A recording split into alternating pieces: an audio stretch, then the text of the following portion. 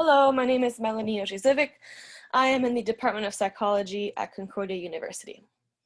Today I'm going to be talking about personality in psychology and examining the internal structure of the HEXACO model. So right now there is a debated replication crisis in the world of psychology, but where do personality scales stand? Currently, the Big Five is the most widely used model of personality, but could HEXACO become the first choice in the future? In this presentation, I'm going to discuss personality, methods used in the study, the results of the study, and the conclusion. So personality dimensions are by definition discrete entities. This means that they should not correlate with each other. Following that, if the interscale correlations are low, this provides support for HEXACO. So hypothesis 1 through 3 relate to this. So low correlations between extroversion and conscientiousness, and extroversion and openness and conscientiousness lend support to HEXACO. Conversely, moderate or high correlations between any of these three dimensions would lend evidence against HEXACO as a valid model of personality.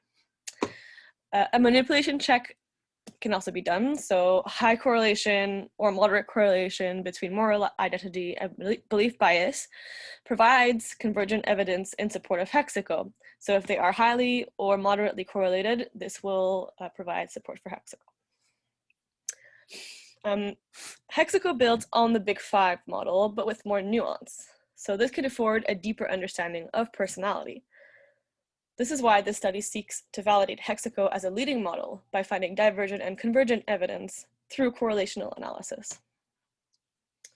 The participants in the study consisted of 58 Concordia University students enrolled in a research methods class. 55 were used for the analysis.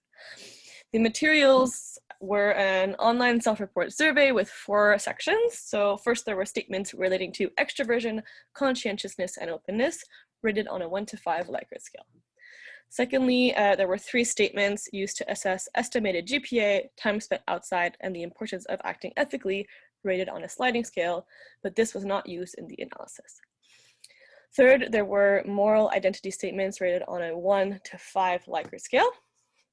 And fourth, there were logical syllogisms used to measure belief bias with a 2 by 2 by 3 design. So the levels here were valid, invalid, ethical, unethical, and self, social factors, and ethical principles. Participants responded with either valid or invalid as a response to the statement.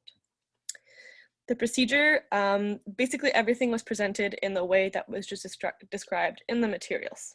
And at the beginning, there was an opening statement that individuals consented to the research and that everything would be anonymized. There are some sample stimuli for an example of a logical syllogism. This is the bottom one. So this is a valid, self-centered, unethical syllogism. If a person thinks that it is right to steal, a person should steal. A person thinks that it is right to steal, therefore a person should steal. This is a valid statement.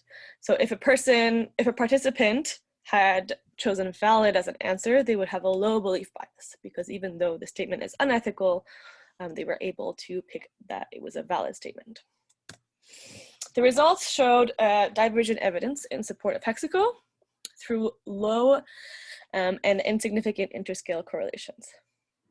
So there was a low correlation between extroversion and openness, and also a low correlation between conscientiousness and openness.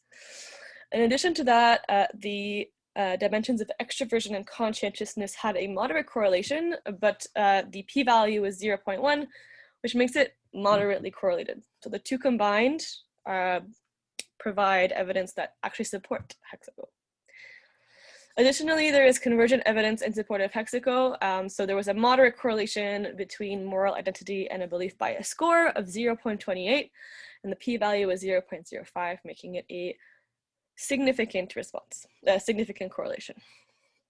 So, so this provides divergent and convergent evidence to support HEXACO. In conclusion, the data was consistent with Lee and Ashton's results from their HEXACO 60 study in 2009. Divergent evidence shows replication through lower and significantly moderate interscale correlations between the personality dimensions of extroversion, conscientiousness, and openness. This is also bolstered by a manipulation check, which provided convergent evidence in support of HEXACO. Overall, all of the hypotheses were supported. This evidence validates HEXACO as a solid choice to measure personality. Additional support coupled with HEXACO's nuance might lead to it becoming the leading model of personality inside of the Big Five model. Thank you very much.